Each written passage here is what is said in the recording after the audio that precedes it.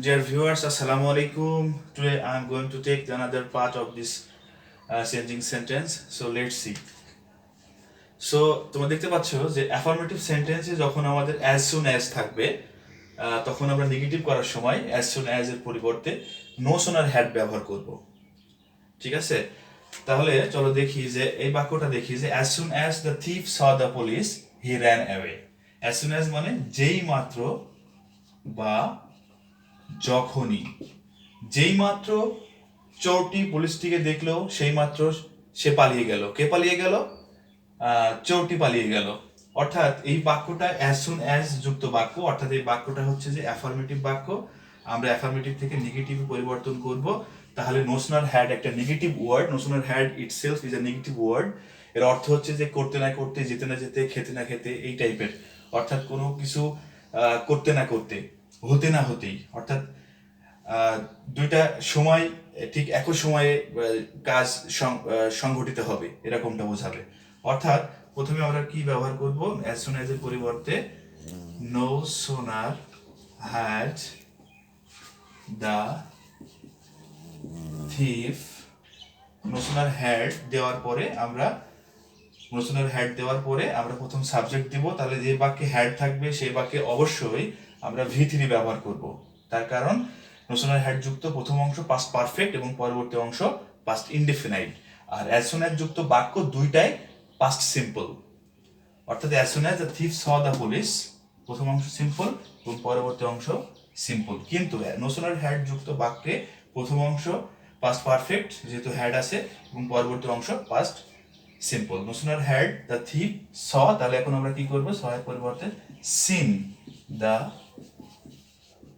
Police, কমা উঠে গিয়ে দেন বাকি অংশ বসে গেল past simple, he ran away। তাহলে no sooner had the thief seen the police then he ran away। তাহলে এই রুলটা আমরা কমপ্লিট করলাম। এখন তোমরা দেখবে পরবর্তী রুল।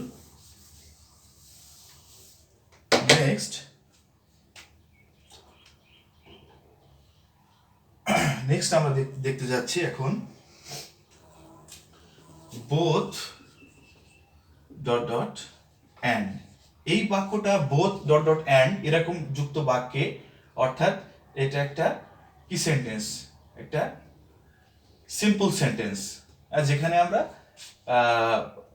কম্পাউন্ড করে যেটাকে নেগেটিভে পরিণত করব আমরা।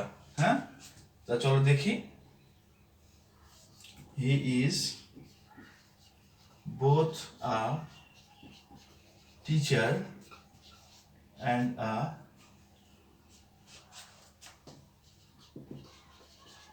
singer। বোথের স্থানে নট অনলি, অ্যান্ড এর স্থানে বাট অলসো। তাহলে এখানে দেখো আমরা দেখতে পাচ্ছি বোথ শুরুতেও থাকতে পারে বা সেন্টেন্সের এখানে এভাবে থাকতে পারে অক্সিলারি ভার্বের পরে। He is both a teacher and a singer। সে দুটোই, অর্থাৎ সে একজন শিক্ষকও এবং সেই সাথে একজন কি গায়কও। তাহলে সেই ক্ষেত্রে আমরা নেগেটিভ করব কিভাবে? নেগেটিভ করব এভাবে যে সাবজেক্ট বসে গেল, ইজ বসে গেল বোথের স্থানে, নট অনলি, বোথ যেখানে থাকবে ঠিক একই স্থানে বোথের স্থানে বোথের পরিবর্তে নট অনলি, অ্যান্ড এরপর নট অনলি আর টিচার বাকি অংশ, অ্যান্ড এর পরিবর্তে বাট অলসো সিঙ্গার। তাহলে বোঝা গেল যে he is not only a teacher, সে শুধুমাত্র একজন শিক্ষকই না, সেই সাথে সে একজন কি একজন গায়কও। সে শুধুমাত্র একজন শিক্ষকও না, সেই সাথে একজন গায়কও।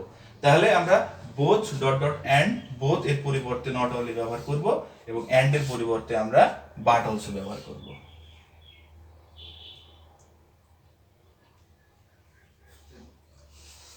সো আমরা পরবর্তীতে নিয়মে যাই।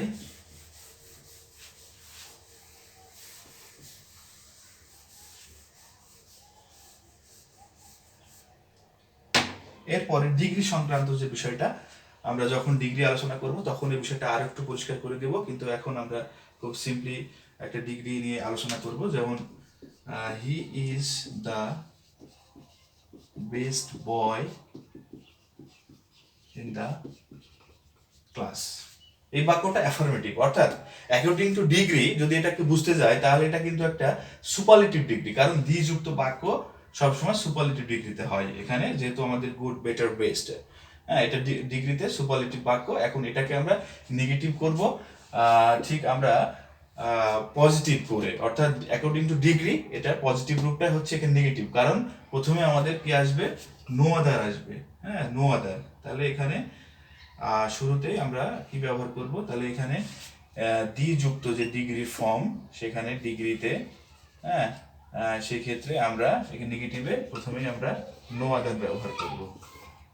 তাহলে নো আদার, এবং ডিগ্রির পরের অংশ কোনটা, ডিগ্রির পরের অংশ বয় ইন দ্য ক্লাস, ডিগ্রির পরের অংশ boy in the class, no other দেওয়ার পরে boy in the class, no other boy in the class, হ্যাঁ, is এরপর অক্সিলারি ভার্ব is so অথবা as good, পজিটিভের সুপারলেটিভের পজিটিভ ফর্ম হচ্ছে গুড, as প্রথম সাবজেক্ট হি। তাহলে he is the best boy in the class, no other boy in the class is as good as he. অর্থাৎ অর্থের কোনো পরিবর্তন হলো না, একইভাবে যে সে ক্লাসের সবচাইতে ভালো ছেলে, এমন কোনো ছেলে নাই তার মতো এত ভালো। আমার মনে হয় সুপ্রিয় শিক্ষার্থী, এই বিষয়টা তোমরা খুব সহজে বুঝতে পেরেছো। ডিগ্রি শেখানোর সময় বিষয়টা আরেকটু সুন্দরভাবে পুরো বিষয়টাকে আমি ক্লিয়ার করার চেষ্টা করব। বাস এখানে টু দ্য পয়েন্টে আমি শেষ করলাম। এরপরে ডিগ্রি রিলেটেড যে বিষয়টা থাকবে আর একটা ফর্মে থাকবে, সেটা হচ্ছে এরকম অ্যাজ ডট ডট অ্যাজ। এই বাক্যটা অ্যাজ এর পরিবর্তে, প্রথম অ্যাজ এর পরিবর্তে নট লেস, অ্যান্ড পরবর্তী যে অ্যাজটা পরিবর্তন করতে হবে সেটাতে আমরা কি ব্যবহার করব, দেন ব্যবহার করব। তাহলে দেখো যে he is as wise as, he is as wise as, or he is as good as Rahim. সে যেমনটা জ্ঞানী, রহিমও তেমনটা জ্ঞানী। অর্থাৎ প্রথম বাক্যে আমরা প্রথম সাবজেক্ট বসাই দেব ইজ, অ্যাজ এর পরিবর্তে আমরা নট লেস ওয়াইজ, অ্যাজ এর পরিবর্তে আমরা দেন রহিম। তাহলে অর্থটা কি দাঁড়ালো, যে সে রহিমের চাইতে কম জ্ঞানী নয়, অর্থাৎ সেও যেমন জ্ঞানী রহিমও তেমন জ্ঞানী। তাহলে এখানে অ্যাজ ডট ডট অ্যাজ থাকলে অ্যাজ প্রথম অ্যাজ এর পরিবর্তে নট লেস, দ্বিতীয় অ্যাজ এর পরিবর্তে দেন ব্যবহার হবে। ওকে, এই নিয়মটা গেল।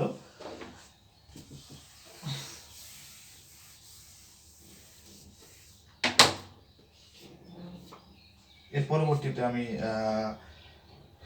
দেখানোর চেষ্টা করব, যদি বাক্যে এরকম থাকে যে ম্যানি থাকে তাহলে কি হবে। বাক্যে যদি ম্যানি থাকে তাহলে নেগেটিভ করার সময় আমরা নট আ ফিউ ব্যবহার করব। কি ব্যবহার করব, নট আ ফিউ ব্যবহার করব। তাহলে আমি এখানে বললাম যে দেয়ার আর many students in the class, there are many students in the class। তাহলে আমরা there are many থাকলে কি হবে, not a few, many পরিবর্তে not a few students in the class। তাহলে কোন অ্যাফার্মেটিভ বাক্যে যদি ম্যানি থাকে তাহলে নেগেটিভ করার সময় ম্যানির পরিবর্তে নট আ ফিউ ব্যবহার হবে। এরপর সর্বশেষ যে নিয়মটা থাকবে সেটা হচ্ছে বাক্যে যদি আ ফিউ থাকে, বাক্যে যদি ফিউ থাকে or a little থাকে, অর্থাৎ আমরা ফিউ যুক্ত একটা বাক্যে দেখবো, ফিউ থাকলে পরে আমাদের কি বসবে, ফিউ থাকলে আমাদের বাক্যে বসবে নট মেনি, আর লিটল থাকলে নট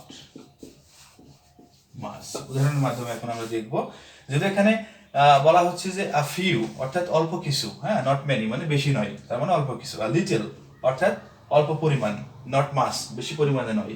তাহলে পরিমাণ বোঝালে লিটলের পরিবর্তে নট মাস্ট ব্যবহার করব, আর ফিউ থাকলে পরে আমরা নট মেনি সংখ্যার ক্ষেত্রে আমরা নট মেনি ব্যবহার করবো ফিউ থাকলে। অর্থাৎ উদাহরণ দিয়ে বলবো যে বোঝাচ্ছি যে I have a few friends, অর্থাৎ I have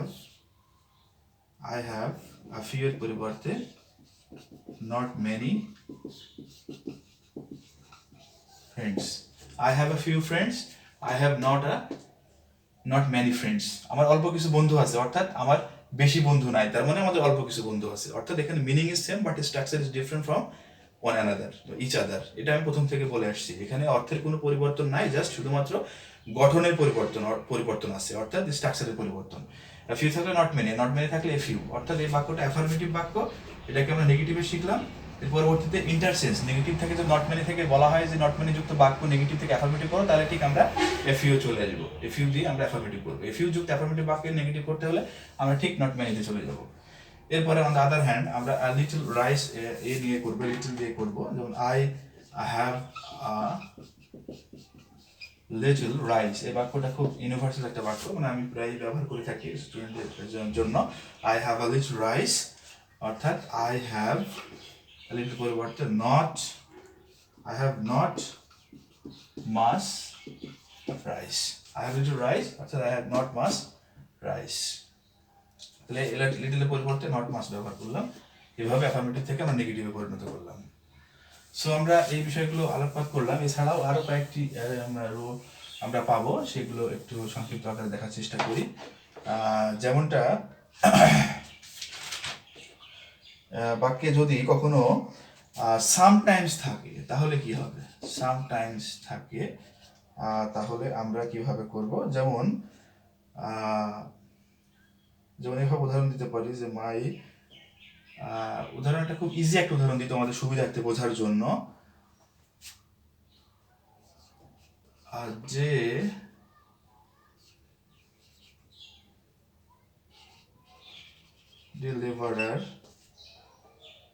deliverer is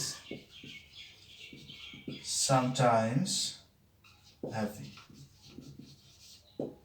A deliverer is একজন দিনমজুর মাঝে মাঝেই মানে খুব প্রায়ই দেখা যায় যে সে খুশি থাকে, অল্পতেই সে তুষ্ট থাকে, অর্থাৎ a deliverer is sometimes happy।